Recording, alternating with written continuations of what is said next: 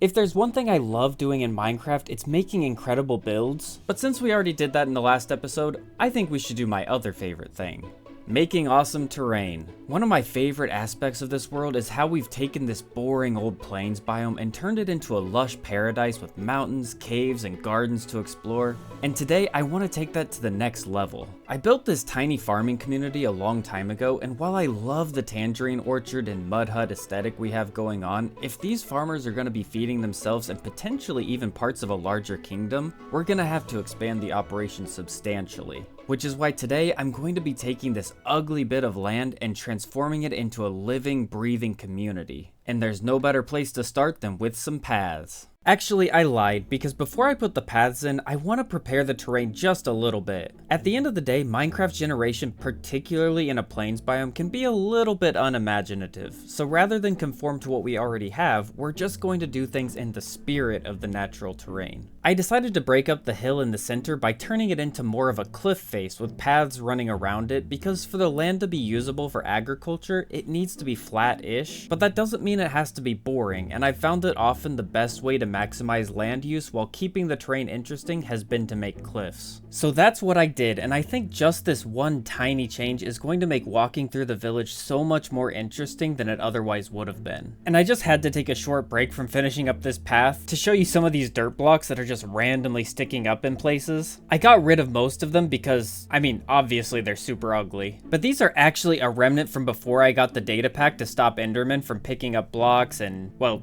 destroying my builds. See, there's another one over here, and I think this might be one here. I'm not gonna lie, not having that data pack in a long-term survival world is basically unplayable. But I got to thinking about it, and I thought that maybe it'd be cool if I just destroyed all of these and I put down some kind of marker. I mean, it's probably not going to be black terracotta in the future, but just as a way to sort of remember this period of history in the world. Maybe within the story of the world they can be like gravestones or little shrines. But having little secrets like this in this world just make it feel so much more lived in and memorable to me. Like, this is one of those things that we'll be able to look back in 5-10 years and just be like, oh, I remember what this was. And we've also got a whole bunch of these guys that escaped from the sniffer stable that I have over there. I think there's like 3 of them in here, and they just somehow they love getting stuck in this particular spot. Not really sure what I'm gonna do with them. But a long time ago, back when I was still making the sniffer stable, I think it was maybe right here, or maybe it was somewhere over there, they could just hop up onto the rocks and then somehow get onto the wall. But I fixed that, and they haven't gotten away in a long time. How are you doing down there, buddy? These cobblestone walls are just temporary before I go back and give them the treatment that I did for the others, but isn't it crazy how big of a difference just putting wall blocks on top of it makes? And the reason that I'm putting up the walls is because we now have some nice enclosed areas where we can put some farms. In fact, I'm actually thinking of making this one into some kind of horse pasture. And since I'm sure some of you guys are thinking these are a little bit tall, you can't really see over it into the farms themselves, don't worry, I've got a solution for it. But looking at all of this as a whole, we've got 1, 2, maybe 3 areas where we can put farms, and that's just nowhere near enough, which is why I've got to get just a little bit creative with how I do this.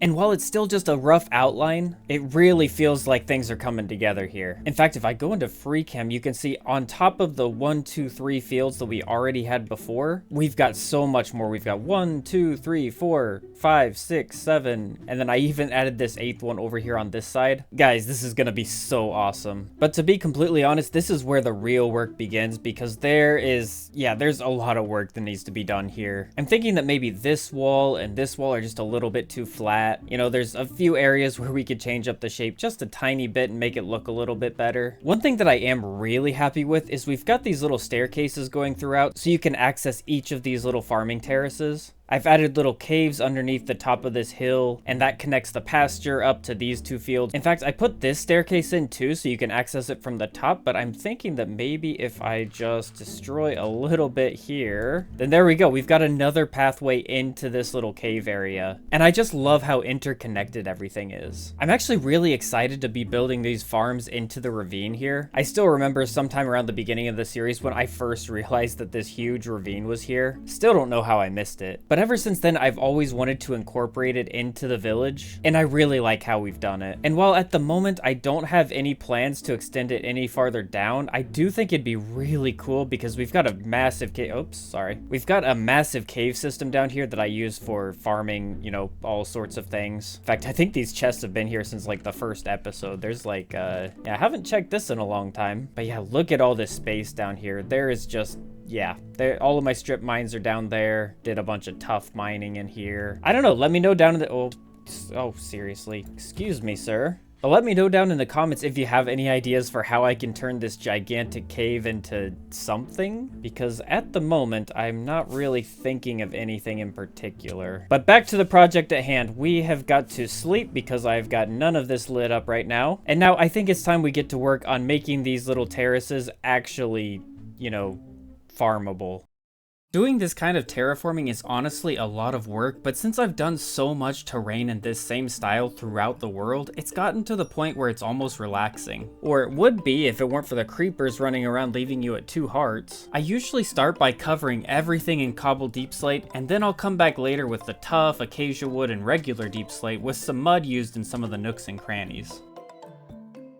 Now this is starting to look pretty good. You can see on a lot of these terraces, I didn't really bother texturing the bottom all that much, and that's because we're gonna have crops placed in here, so you shouldn't really be seeing that bottom level anyway. I added some packed mud inside the cave, and we've got staircases going up, we've got staircases going down, all sorts of different levels. We've got one all the way up here, and just, oh, this is looking really good. I mean, eventually I'm gonna have to texture this entire cave, but just doing this much took a while, and quite frankly, I didn't even really do this at all. And to be completely honest, this looks good enough that I feel like I could almost just leave it like this and it would be fine. But I mean, come on, we can't do that. I feel like we could definitely use some strategically placed bushes. And by strategically, I mean just place them everywhere until it starts to look good.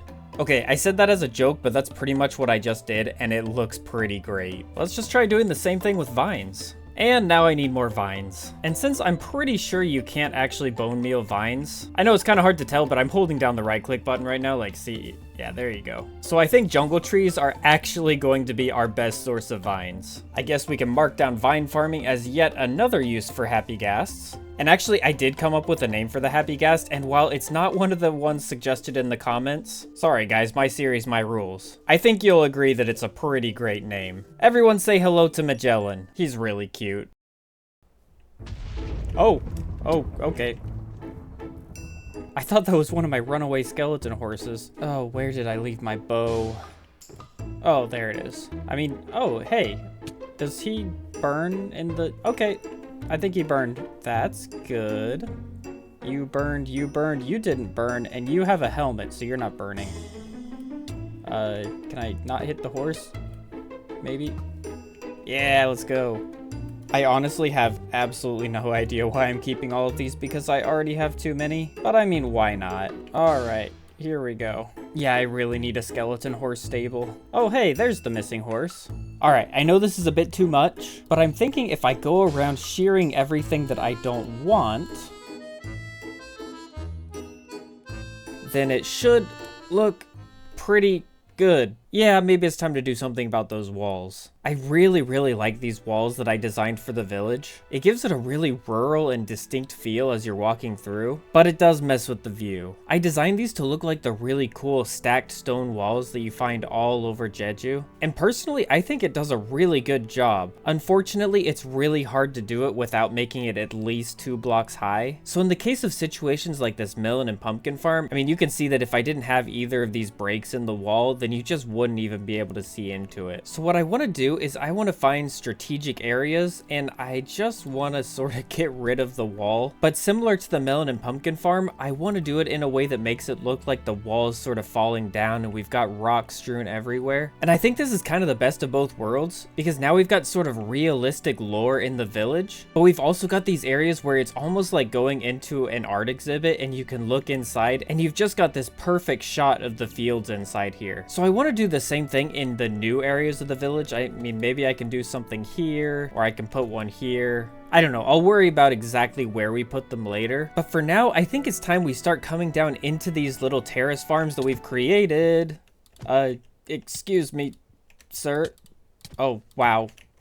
I do not have my... Okay, good. I wasn't ready for that. All right. As I was saying, Wow, that really messed with my flow. So yes, like I said, we are going to be coming down into these little terrace farms, and I want to start bringing them to life with lots of color, all sorts of different plants, and also I did put a whole bunch of string under a bunch of these vines just because I needed to stop growing, and for some reason Mojang decided that we shouldn't be able to shear these to make them stop growing. Really don't understand that one. So I started by adding in all the water sources to keep the farms hydrated, and I opted to cover them with spruce slabs to do the double duty of hiding the water and also making them a bit easier to walk over. Then it was straight into planting, and while most of these are just going to be normal old wheat fields, I also want to pay a little homage to the sniffer farm that we have right next door and have a separate terrace for each where we grow the pitcher plants and torch flowers.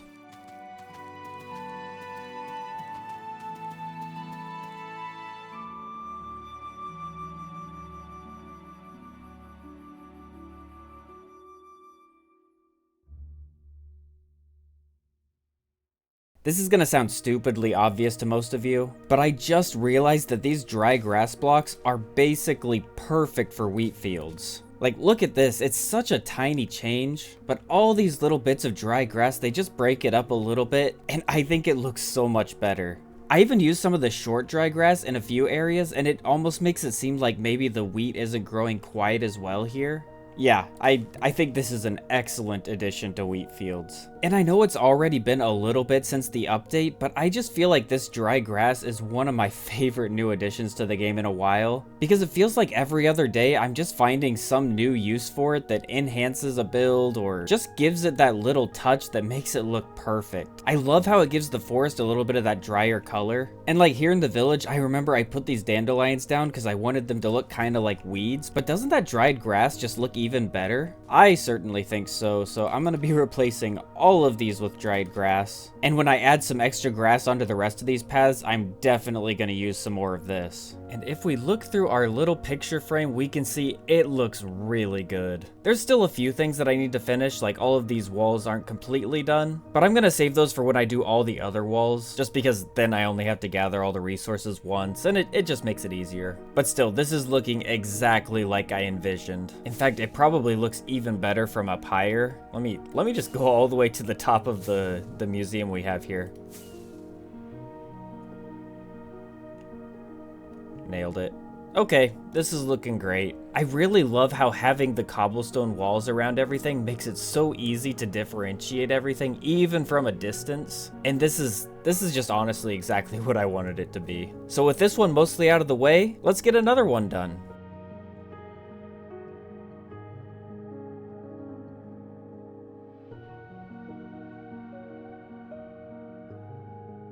Let me just bone meal all this up real fast so you can get the full effect. And there you go. It's pretty simple as far as fields go, but there's still quite a few little interesting things that you can look at in here. We've got like a second layer up above. I added some sections of hardened path running through where you can see like the old lady that runs this farm is, you know, walking down these and going down these little areas and then coming around and back over here. I think it adds just a tiny bit more life to it. And then the last thing is, you remember this little black terracotta block right here? I think what I'm gonna do is I'm gonna grab a couple stairs and just in the general, you know, general vicinity of where it's supposed to be, I'm just gonna create a little tiny shrine. And I also got a little mini moss block that I'm just gonna stick on top of there. And I think something like that looks pretty good. You know, I'm not entirely sure exactly what it's supposed to be, but I also did something kind of similar. Yeah, I'm not sure if you guys remember this episode, but we also added like some little, I'm not entirely sure what these are supposed to be, but they just kind of give you the feel of, oh, you know, there's something else going on here. But overall, I am really happy with this. We've got little bits of grass and dried grass on the path, and I think it just generally looks pretty good, which means I think it's time we can move over to this area, which I'm pretty sure I want to make this into a horse pasture. And of course, things had to start in the same boring way with the shaping and texturing of the cliff, but I think I found a way to keep things interesting.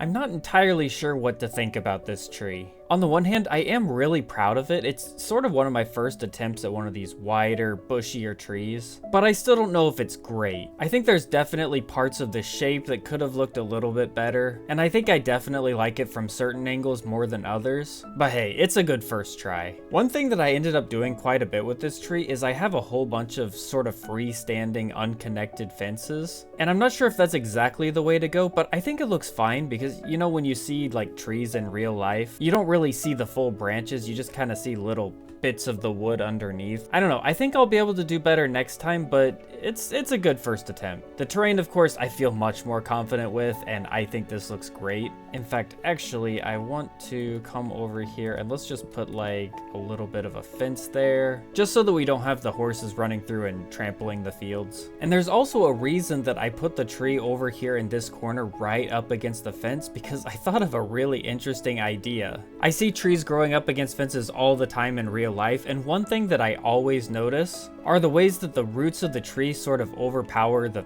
wall and the ground underneath it. So I think what I'm gonna do is I'm gonna just get rid of a few places in here and put little bits of wood, and then I will strip that as well. So it's almost like we've got a root coming out through here, and then maybe I could even extend it out just a little bit further like this. Not too bad. And then maybe a few buttons, sort of like that.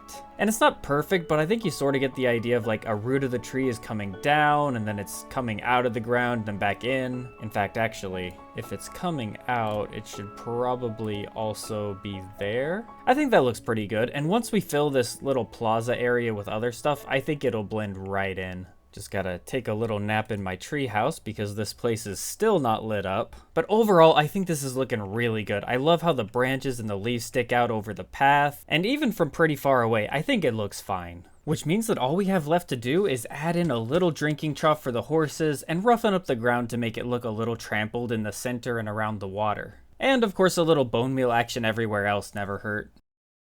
Man, I have really got to stop AFKing here. But on the bright side, the pasture is pretty much finished. It's very, very simple in here. I just did a little bit of bone meal and then got rid of the flowers and some of the tall grass. You can see I left a lot of the tall grass along the edges as well as some of this dried grass. And then as you come in towards the center, it all starts to get kind of trampled because this is kind of where the horses are going to be spending most of their time. I mean, realistically, there'd probably be a lot less grass here because the horses would just eat it all. But I mean, it just looks better this way. I've also really got to do something about the lighting in here. Actually, I'm gonna let the sun go down real fast and just show you guys. I've been really slowly going through the mountain and just putting in a little bit of lighting here and there, and you probably don't see any at all, but you can see I've got it pretty consistently right between 1 and 3. And the way I've managed this, and you guys are gonna think I'm crazy, is I have been using amethyst shards like crazy, just placing them right underneath it and then putting like a moss carpet right above it. This is insanely time consuming, but I think it's gonna be worth it in the end.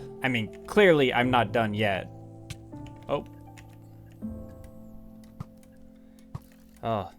Yeah, I really hate this. Got zombies up on the mountain. Yeah, I really need to get this under control soon. But hopefully by the time I'm done, we've got this really lightly lit area and there's gonna be nothing spawning here and the atmosphere is going to be great. But until then, I've gotta be really careful. Oh, I almost forgot. You guys probably saw this in the opening, but I lit up the museum too.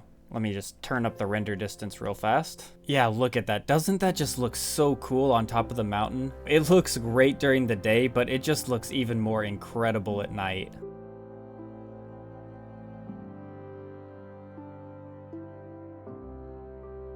With this episode coming to a close, I want to go ahead and finish up the walls by mixing in some mud and muddy mangrove roots in with the cobbled deep slate and then putting random bits of wall jutting out here and there. I've always said that it's the little details that make a build really come to life, and these walls are a huge part of that. Aside from loving the design, they just feel so distinctive to this world and more specifically this region. When I think of this little farming village area, I just immediately think of these walls, and they just the buildings are great, the farms are lovely, but I really feel like it's these walls that make this area feel unique. And speaking of small details, you just can't have a path without having all of these little bits of grass sticking out. Like, look at what a huge difference they make to a flat area like this. And for those of you who stuck around to the end of the episode, I've got a bit of a treat for you because I don't turn on shaders very often, but it just felt like it needed to be done. I don't really do this often because my frame rate isn't super good when I have shaders on, but it really looks awesome. I mean, you get the shade from underneath the tree. It's pretty great. There is, of course, a whole lot that I didn't get finished in this episode. We've got a whole courtyard here that I want to fill with houses and maybe another well. And as far as the coastline goes, I've got a little bit of an idea poking around in my head that I haven't fully figured out, but I think we've gotten enough progress done in this episode. I would imagine that there's going to be probably 2 more episodes left in this season of my playtime series before I quote-unquote start over. Don't worry too much, it's all going to be in the same world. We're going to work on the same projects. It's just going to be a way for me to switch things up a bit. Oh, it looks like the sun's setting behind the mountain. You can really see the— oh, actually, it's not the mountain, it's the museum. But wow, it moves really fast. Real fast before the sun ends up setting completely. I want to run over to the pasture and get another look at the tree from inside here.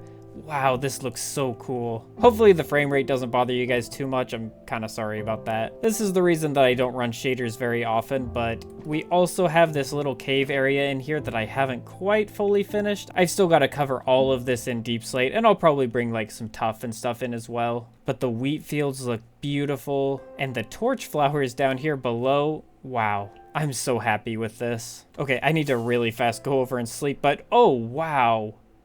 Man, the rays of the sun in this shader pack is just crazy. This is bothering me so much. I need to get this fixed probably in the next episode or the episode after. Can't just have our museum floating in the air on one side. But unfortunately, this is going to have to be the end of the video. I had an absolute blast building all of these terrace farms and the caves connecting them. And even the pasture over here that we still need to fill up with horses is looking fantastic. And you know what? I'm gonna be completely honest. The more I look at this tree, the more I think it actually looks pretty decent. But anyway, I hope you guys enjoyed this episode as much as I enjoyed making it. I've been having such a blast back in this world, and I think that we're gonna have another episode here again very, very soon. So I hope you guys will look forward to that. But anyway, that's it for this episode. Thank you so much for watching, and I'll see you next time.